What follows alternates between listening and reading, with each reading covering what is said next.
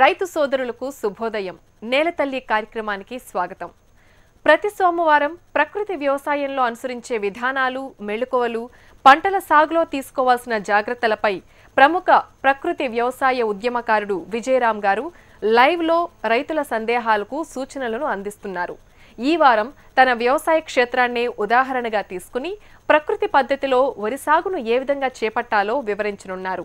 మరింకెందుకు ఆలస్యం, వరి సాగులో సరైన మెళుకువల్ని మనము తెలుసుకుందాం.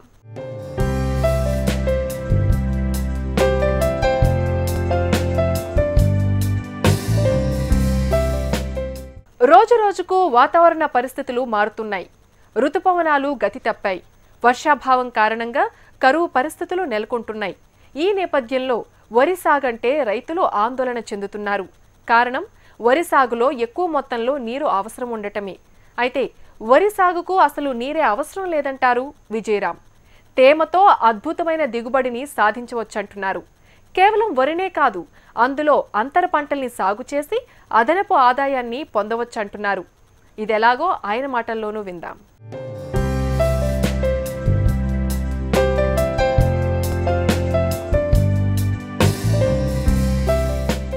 మన వ్యవసాయ క్షేత్రంలో గట్టిపల్లి గ్రామం దగ్గర బూరుగడ్డ, దారూరు మండలం, వికారాబాద్, తెలంగాణ. మీరు చూస్తున్నది 45 రోజులు వరి పండించిన విధానం. ఈ విత్తనం పేరు రత్నచోడి. ప్రధానంగా దేశంలో ఒక 5 సమస్యలు ఉన్నాయి. భారతదేశానికి స్వతంత్రం వచ్చిన తర్వాత తీవ్రమైన నష్టం జరిగింది హరిత విప్లవం. ఈ విధ్వంసం నుంచి బయటపడటానికి శ్రీ సుభాష్ పాలేకర్ గారు తీసుకొచ్చిన ప్రకృతి వ్యవసాయ ఉద్యమం ఇది. దీంట్లో ప్రధాన సమస్య విపరీతంగా రసాయనాలు వాడటం. దానికి నీరు మొక్కలకి కావాలి కాబట్టి ప్రతి పంటకి నీరు ఎక్కువ కావాలి అని అపోహలో ఎంతో భూగర్భ జలాలను తీసి వరి సేద్యం చేయటం. వరి అనేది మనకి ప్రధాన పంట అయిపోయింది ఆంధ్రప్రదేశ్లోను, తెలంగాణలో. ఒకప్పుడు తెలంగాణలో అన్ని రకాల పంటలు పండించేవాళ్ళు. దాని ప్రభావం, ఆంధ్రప్రదేశ్ ప్రభావం వల్ల ఇక్కడ కూడా చాలా ఇరిగేషన్ తీసుకొచ్చి ఎక్కువ నీళ్ళని మనం చేసేసి భూగర్భ జలాలను ఒత్తిడికి గురి చేసి వరి పండిస్తున్నాం. అసలు వరికి నీరు అనేది అవసరం లేదు. వరి అనేది ఒక అతి మొండి జాతి మొక్క. దీనికి కావాల్సింది తేమే. దీన్ని ఒక ప్రయోగం కింద పరిశోధన చేసి ఇక్కడ చేసి 2 సంవత్సరాల నుంచి ఇక్కడ ఈ వ్యవసాయం చేస్తున్నాము. సామాన్యమైన రైతు నా దృష్టిలో ఆయన నుంచో పెట్టడానికి చేస్తున్న ప్రయత్నంలో భాగం ఇది. అంటే ఒక 5 ఎకరాలు చేసుకునే రైతు గ్రామం విడిచి బయటికి రాకుండా, నగరాల వైపు వలస రాకుండా ఈ ప్రకృతి వ్యవసాయం చేయడానికి అతి తక్కువ నీళ్ళతో, అంటే మేము వాడింది ఈ వ్యవసాయానికి 10% విత్తనం. సాధారణంగా 20 నుంచి 30 కేజీలు ఒక ఎకరానికి వాడతారు. మేము వాడింది 300 గ్రాముల నుంచి 500 గ్రాముల విత్తనం ఒక ఎకరానికి వాడింది ఇది. దీనివల్ల మనం విత్తనాన్ని ఆదా చేసాం. తర్వాత దీనికి నాట్లు నాటే పద్ధతి మీరు చూస్తున్నారు. ఎటు చూసినా సరే కరెక్ట్గా దీర్ఘ చతుస్రాకారంలో మొక్క నాటడం జరిగింది. మొక్కకి దూరం ఇది 1.5 అడుగు దూరం. ఈ క్రమంలో మనకి మనుషులు అనేది 6గురితోనే సరిపోయింది. 6 కూలీలతో మనకి ఇది నాటడం సరిపోయింది. ఒక హాఫ్ డేలో ఒక అందం మీరు చూసిందంతా కూడా ఒక హాఫ్ డేలో నాట్లు అయిపోయినాయి. దీనికి కేవలం వాడింది 300 నుంచి 500 గ్రాములే. దీన్ని నాటడానికి ఎంతమంది కూలీలు కావాలి? ఈ విధంగా మనం విత్తనాన్ని ఆదా చేసాము, కూలీలు ఆదా చేసాము, నీటిని ఆదా చేసాము. ఈ విధంగా మరి ఇంత డిస్టెన్స్ పెట్టినప్పుడు రైతుకు దిగుబడి అనేది చాలా తక్కువ వస్తుంది ఏంటి అనేది ఆలోచన చేసినప్పుడు ఇక్కడ చూడండి మీరు, ఈ డిస్టెన్స్కి మధ్యలో అంతర పంటలు వేసాం, పెసలు వేసాం. ఇక్కడ చూసారు కదా, ఇవన్నీ పెసలు. వరి అనేది నీటిలో బతుకుద్ది కానీ నీరు అడగదు. మరి తతిమా మొక్కలకి నీరు ఉంటే బతకదు కాబట్టి నీరు లేకుండా చేస్తున్నాము. నీరు లేకుండా చేసినప్పుడు ఇంత డిస్టెన్స్ పెట్టినప్పుడు మనం అంతర పంటల ద్వారా కొంత ఆదాయం తీసుకోవాలి. ఇలా తీసుకున్నప్పుడు సేంద్రీయ కర్బనం అనేది భూగర్భంలో పెరుగుద్ది.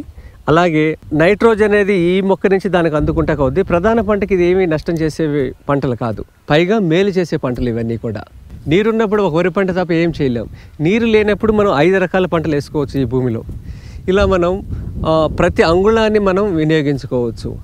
అడవిలో మొక్కలన్నీ కూడా తేమతో బతుకుతాయి కానీ నీళ్ళతో బతకవు. అలాగే మన పొలంలో కూడా నీరు అనేది అవసరం లేదు. సాధారణంగా వర్షం పడంగానే భూమిలో ఉన్న అనేక రకాల గడ్డి జాతులు, కలుపు జాతులు అన్నీ కూడా పైకి వస్తున్నది సాధారణం, ప్రకృతిలో ధర్మం అది. ఇక్కడ మరి కలుపుని ఎలా నియంత్రించామంటే, నాటిన 45 రోజుల లోపు దీంట్లో 3 సార్లు దెంతపాతం, ఏదైతే డిస్టెన్స్ మనం మెయింటైన్ చేసామో, మీరు చూస్తున్నది ఈ డిస్టెన్స్ అంటే ఎటు చూసినా సరే 18 అంగుళాలు, 45 సెంటీమీటర్లు మొక్కకి. ఈ విధంగా నాటుతున్నప్పుడు ఒక అలైన్మెంట్ ప్రకారం మనం తాడు తీసుకుని తాడికి గుర్తులు వేసుకుని నాటుతున్నప్పుడు మధ్యలో మీరు ఏదైనా సరే ఎద్దులతో సేద్యం చేయడానికి అనుకూలం అవుతుంది. ఈ విధంగా మనం నాటుకోవటం అనేది ఒక హాఫ్ అన్ అవర్ ముందు కొంచెం లేట్ అయినా మొదటిసారి ప్రయత్నం చేస్తున్నప్పుడు, కానీ దీర్ఘకాలికంగా పంట అయ్యేలోపు అంతా కూడా మనకి అన్ని పనులు సులువు అవుతాయి. అంటే ప్రధానమైన సమస్య ఏంటంటే ఆరుతడి పెట్టినప్పుడు కలుపు అనేది ప్రధాన సమస్య. వర్షం పడినప్పుడు 2వ రోజున కలుపు మొదలవుతుంది, లేకపోతే మనం తడి పెట్టినప్పుడు కలుపు అనేది పెరుగుద్ది. భూమిలో అనేకమైన గడ్డి జాతులు ఉంటాయి, కలుపు మొక్కలు ఉంటాయి. ఇవన్నీ కూడా ఈ ఆవులు తినే గ్రాసం ద్వారా కానీ పక్షుల ద్వారా కానీ మనకి ఎక్కువ వస్తూ ఉంటుంది, గాలి ద్వారా కానీ. ఆ క్రమంలో ఈ కలుపు నియంత్రించడానికి మనం సాల్కి మధ్యలో డిస్టెన్స్ అనేది కరెక్ట్గా పెడతాం. మొక్కకి వల్ల నిలువుగా అడ్డంగా 2 వైపులా మనం గుంటుకు పాసుకోవటం అనేది చేయటం వల్ల మనం కలుపు తీసుకోవటం అనేది సాధారణంగా ఒక ఎకరంలో వరిలో కలుపు తీయాలంటే 6 చొప్పున 3 సార్లు రావాలి. అంటే 18 మంది కూలీలు కావాలి. అంటే మనం 250 రూపాయలు సాధారణంగా వాళ్ళు ఉంది కూలీ. అంటే ఎంత డబ్బు ఖర్చు అవుతుంది. ఆ క్రమంలో 2 ఎద్దులు పెట్టుకున్నామంటే మనకి ఈ కలుపు అనేది తగ్గిపోతుంది. తర్వాత మనం విత్తనాన్ని ఆదా చేసిన వాళ్ళు అవుతున్నాము. ప్రధానంగా ఏంటంటే నీటిని ఆదా చేసిన వాళ్ళు అవుతున్నాము. నీరు తక్కువ ఉంటున్నప్పుడు కలుపు వస్తుంది కాబట్టి కలుపు నియంత్రించడానికి ఎద్దు సేద్యం చేస్తున్నాం. ఎద్దు సేద్యం అనేది 45 రోజుల్లో 3 సార్లు ఇక్కడ గుంటుకు పాసి దెంతిపాతాం. ఇప్పుడు మీకు ఏదైతే కనపడుతుందో ఈ డౌన్ ఏదైతే ఉందో ఇది హైటు, ఇది ఇక్కడ మనం అక్కడ తడిపెడితే అక్కడి నుంచి ఒకేసారి నీరు అనేది ఇక్కడికి వచ్చేస్తుంది. ఈ ఎత్తు భాగంలో ఎక్కడైతే ఉందో ఇక్కడ మనము మొక్కజొన్న పెట్టుకున్నాము వరికి మధ్యలో. ఈ మధ్యలో క్యారెట్ పెట్టాము, తర్వాత బెండ పెట్టాము, పొద్దుతిరుగుడు పెట్టాము, టమాటా పెట్టాము, వంకాయ పెట్టాము. ఇవన్నీ కూడా ఈ అంతర పంటల్లో ఈ మధ్యలో వేసుకుంటున్నాము.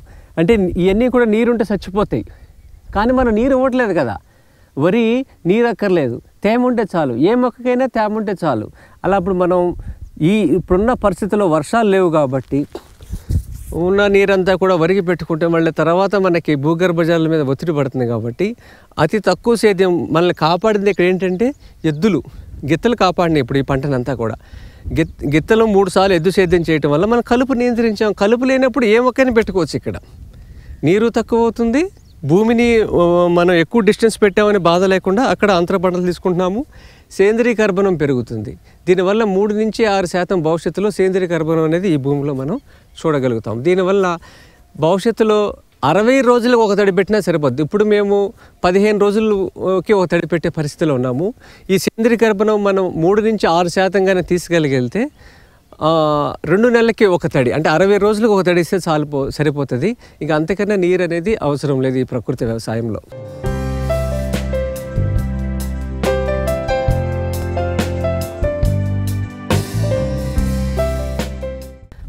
మొక్కకి సాలికి మధ్యలో దూరం అడుగున్నర 18 అంగుళాలు నాటడం వల్ల, ఒక క్రమ పద్ధతిలో నాటడం వల్ల మీకు ఎద్దు అనేది ఏ మొక్కని తక్కకుండా మధ్యలో గుంటుకు పాడేసిన తర్వాత అడ్డంగా మళ్ళీ పాయటం, తర్వాత మళ్ళీ ఏకంగా నిలువుగా పాయటం చేసి దెంతి పట్టడం జరిగింది. దీనివల్ల ఇక్కడున్న మట్టి అంతా కూడా దీని మీద పడింది. దీనివల్ల ఎత్తుగా ఏదైతే ఉందో ఇక్కడ నీళ్లు పెట్టినప్పుడు ఏకంగా ఇక్కడి నుంచి అక్కడ నీళ్లు పారతం అవుతుంది. భూమి మరి ఎంత గ్యాప్ వదులుకున్నాము, విశాలంగా నాటుతాం కాబట్టి మరి సామాన్యంగా రైతుకి దిగుబడి అనేది ఎక్కువ రాదనేది దీన్ని చూస్తే అర్థమవుతుంది. దీంట్లో మనకి 18 నుంచి 20 బస్తాలు ఖచ్చితంగా మనకి దిగుబడి అనేది వస్తుంది. బస్తా బరువు 72 కేజీలు. ఈ విధంగా మనకి 18 బస్తాల నుంచి 20 బస్తాలు ఖచ్చితంగా దీంట్లో వస్తాయి అవకాశం ఉంది. మరి ఒక చిన్న రైతుకి 18 బస్తాలంటే మరి కష్టం కాబట్టి మరి ఆదాయ వనరులు పెంచుకోవడానికి దీంట్లో అంతర పంట కింద పెసలు కానీ కూరగాయలు కానీ బంతి కానీ పెట్టుకుంటాకి. నీరు అనేది అన్ని మొక్కలకి అవసరం లేదు. నీటిలో బతికే గుణం వరికి ఉన్నది. ఇది ఇప్పుడు వరకు చేసిన మహా తప్పిదము. రసాయనాలు వాడటం వల్ల జరిగిన నష్టం వల్ల, కలుపు పెరగటం వల్ల నీరు 6 అంగుళాల నీరు అనేది పంట భూముల్లో పెడతాం జరుగుతుంది ఇప్పటికీ. దానికి స్వస్తి పలకాలి మనమంతా. ఈ ప్రకృతి వ్యవసాయం చేసే వాళ్ళందరికీ ఇది ఒక ఆదర్శంగా నిలవాలని చెప్పి అతి తక్కువ నీళ్ళతో, అంటే వేరే మొక్కలు నీరుంటే బతకం. మొక్కల్లో నీటిలో మొక్క ఒకటి వరి బతుకుద్ది, వేరే మొక్కలు బతకవు. కాబట్టి ఇక్కడ ఉన్నవన్నీ కూడా నీరు మనం బాగా నియంత్రించాం. మనకి పుష్కలమైన నీరు ఉంది, కానీ ఇది సామాన్య రైతులకి అందరికీ అంత బావులు అంత నీరు లేదు. కాబట్టి సామాన్య రైతుని దృష్టిలో పెట్టుకుని అతను ఎలా స్వయం సమృద్ధి అవ్వాలనే దాని మీద అతి తక్కువ నీళ్ళతో మనం ఇక్కడ సేద్యం చేస్తున్నాము. వరి చేలో ఇలా కూర్చోవటం అనేది ఎక్కడ చూస్తుంటారు బహుశా. ఈ విధంగా మనం 45 రోజులకి ఈ విధంగా హైట్ వచ్చింది. సుమారు అడుగు వరకు ఇది పెరిగింది. ఇది ఈ విధంగా 300 గ్రాముల విత్తనం వాడి ఈ విధంగా చేసే వల్ల ఇప్పుడు సుమారు దీంట్లో 15 నుంచి 20 పిలకలు ఉన్నాయి. ఇది ఇంకా దీనికి వయసు ఉంది. 60 రోజుల వరకు మనకి పిలకలు వస్తాయి అవకాశం ఉంది. ఒక ఎకరానికి 18-20 బస్తాలు మనకి ఈ విధంగా మనం దిగుబడి తీసుకోవచ్చు. 95% నీటిని మనం పొదుపు చేసి భూగర్భ జలాల మీద ఆధారపడకుండా ఇక్కడ సేద్యం చేయటం జరుగుతుంది. ఇది ఒక స్ఫూర్తిగా ఉండాలని దీని మీద ఒక 3 రకాల ప్రయోగాలు చేస్తున్నాము. ఒకే బంధంలో 35 రోజులకి మొదటి కటింగు, అలాగే ఒక భాగాన్ని ఇంకొక భాగాన్ని 45 రోజులకి, ఇంకొక భాగాన్ని 55 రోజులు కట్ చేయటం వల్ల మీకు ఏ పంట అయినా సరే దిగుబడి రావాలంటే సూర్యరశ్మి ద్వారానే దిగుబడి వస్తుంది. అధిక సూర్యరశ్మి ఉంటే అధిక దిగుబడి వస్తుంది అన్నమాట. మరి ఈ దిగుబడిని మనం పెంచుకోవడానికి ఒక సామాన్య రైతుకి 3 నుంచి 6 బస్తాలు అదనంగా పంట తీయటానికి ఇదే భూమిలో, ఇదే విత్తనంలో, ఇదే పద్ధతిలో మనం 3 నుంచి 6 బస్తాలు అదనంగా తీయడానికి చేస్తున్న ప్రయోగం ఇది. ఎప్పుడైతే మనం కట్ చేసామో ఇక్కడికి దీని ఉత్పత్తి మరి సూర్యరశ్మి ద్వారా పెరుగుతుంది కాబట్టి, ఆహారం తీసుకుంటుంది కాబట్టి పక్క నుంచి పిలకలు అనేది రావటం జరుగుతుంది. ఇలా మనకి ఈ విధంగా కట్ చేసినప్పుడు స్థానికంగా ఈ విత్తనం ఈ వాతావరణానికి ఎంత దిగుబడి వస్తుందో కూడా మేము దీని మీద పరిశోధన చేస్తున్నాము. మరి ఈ విధంగా చేసినప్పుడు ఒక సామాన్యమైన రైతుకి 3 నుంచి 6 బస్తాలు వస్తే అదనంగా ఒక ఎకరంలో 6 అంటే బస్తా 1000 రూపాయలు అనుకున్న 6000 రూపాయలు అదనంగా వచ్చినట్లు లెక్క అనమాట. గత పంట అవశేషాలన్నీ కూడా మనం ఏ రోజు కూడా తగలబెట్టకూడదు. ఇది తగలబెడితే మన ఉనికిని మనం తగలబెట్టుకున్నట్టే, మన మనుగడను మనం తగలబెట్టుకున్నట్టే అంటారు పాలేకర్ గారు. ఇది హరిత విప్లవం రాకముందు భారతదేశంలో ప్రతి గ్రామంలో, ప్రతి పొలంలో 3 నుంచి 4% అనేది ఉండేదంట.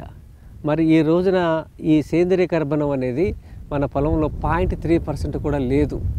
మరి ఈ విధంగా మళ్ళీ మనం గత పంట అవశేషాలు ఏదైనా సరే తగలబెట్టకుండా, ఇవి గతంలో వాడిన పంటకు సంబంధించిన అవశేషాలు ఇవన్నీ కూడా సేంద్రియ కర్బనంగా మారతాకి, హ్యూమస్ నిర్మితం అవుతాకి ఉపయోగపడతాయి. ఘనజీవామృతం కలిపి ఇవన్నీ చేసినప్పుడు హ్యూమస్ నిర్మితం అవుతాయి.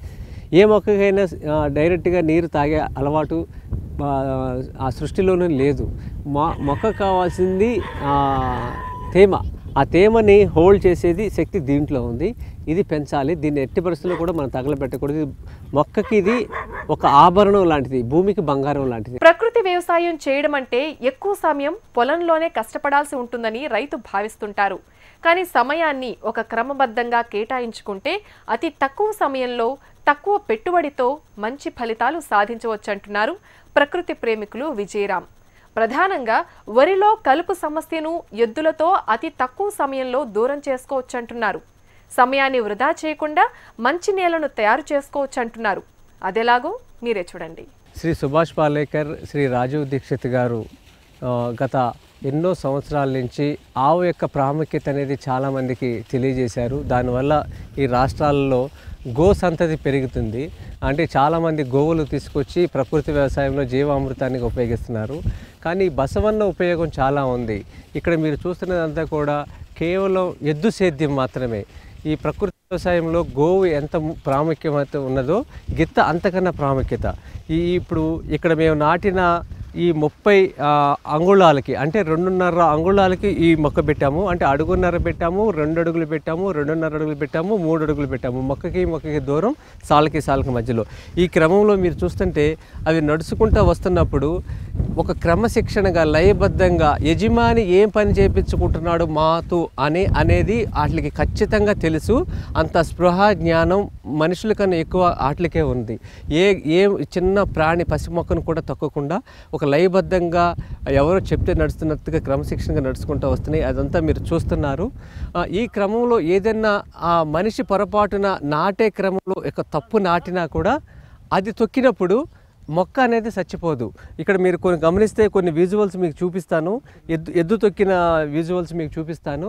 అది ఒక యోగా చేసిన క్రమ పద్ధతిలో తొక్కుద్ది.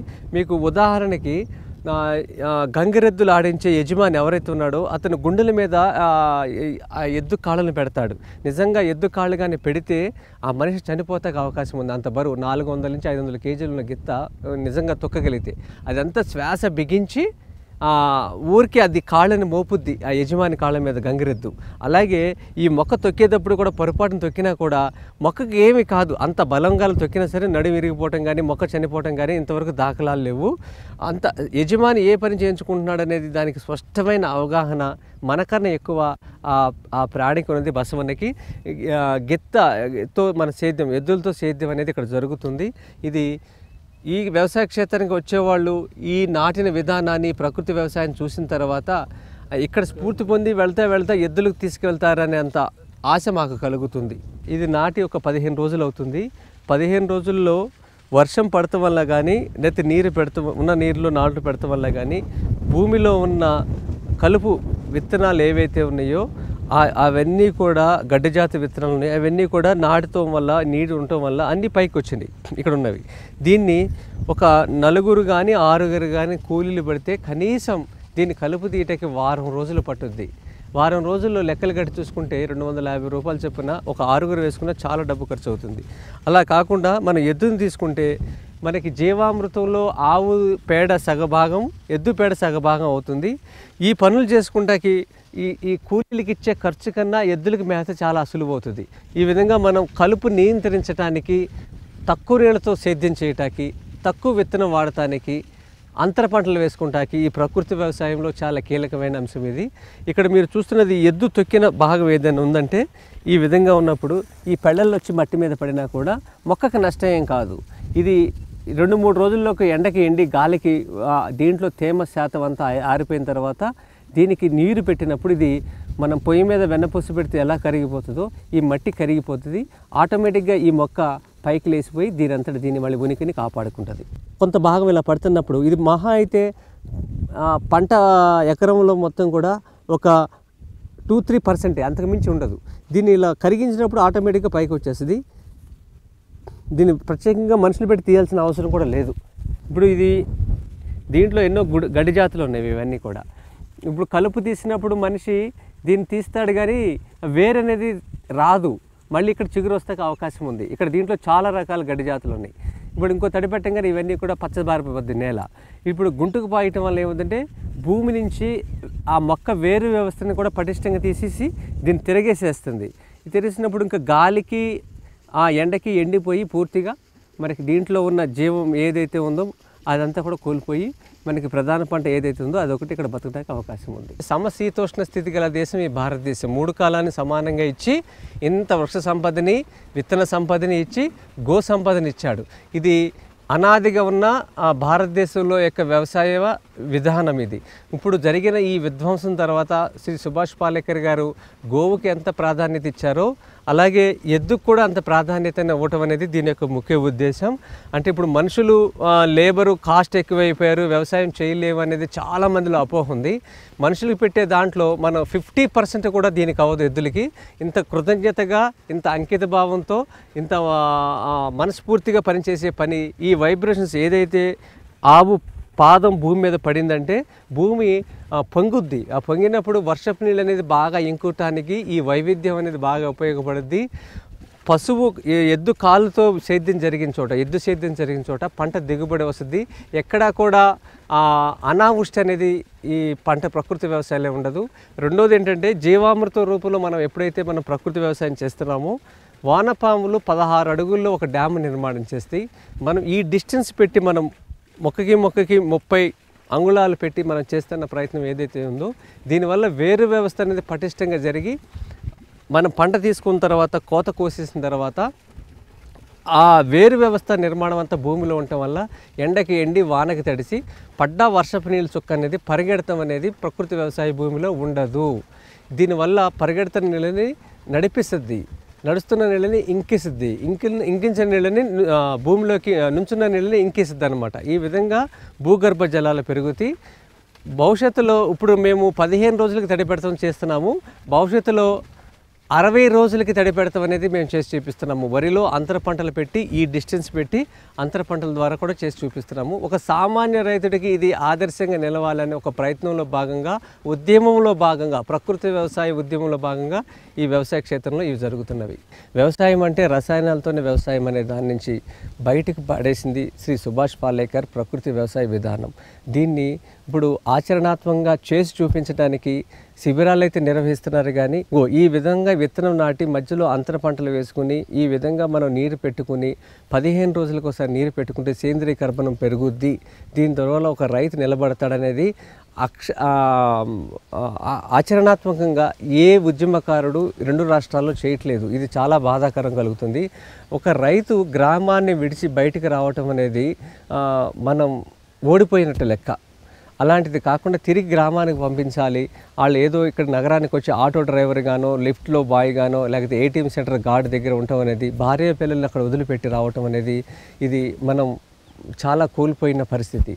దీని నుంచి మనం బయటపడాలంటే మళ్ళీ మనం పాలేకర్ గారి విధానాన్ని తీసుకెళ్ళాలి. హరిత విప్లవం గొప్పదని అనుకుంటే పోని గడిచిన 15 సంవత్సరాల్లో 3 లక్షల మంది భారతీయ రైతులు ఆత్మహత్య చేసుకున్నారు.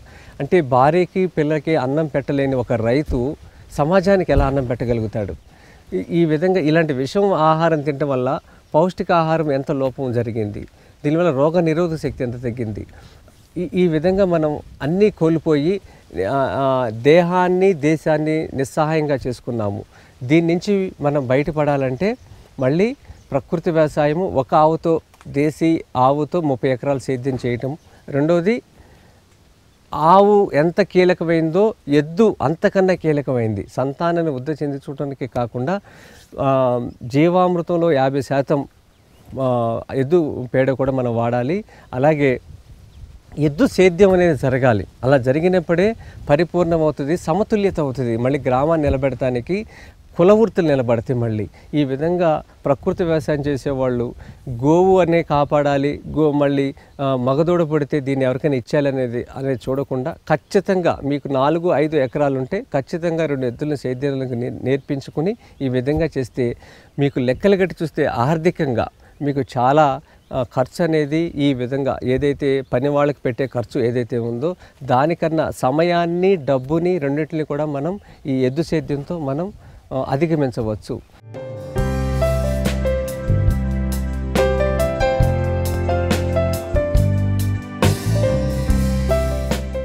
సాగునీరు అందుబాటులో ఉంది కదా అని ఇష్టానుసారంగా వరి సాగులో నీటిని వినియోగించడం కాదు, ప్రకృతి విధానంలో తేమతో వరి సాగు ఏ విధంగా చేయవచ్చో ప్రయోగాత్మకంగా చేసి చూపిస్తున్నారు విజయరామ్ గారు. అంతేకాదు వరితో పాటు అంతర పంటల్ని పండిస్తూ రైతులకు ఆదాయ మార్గాన్ని చూపిస్తున్నారు. ఇప్పటికైనా రైతులు నీటి వృధాను అరికట్టి బంగారు పంటలు పండిస్తారని ఆశిద్దాం. ఇది ఇవాల్టి నేలతల్లి కార్యక్రమం. నమస్తే.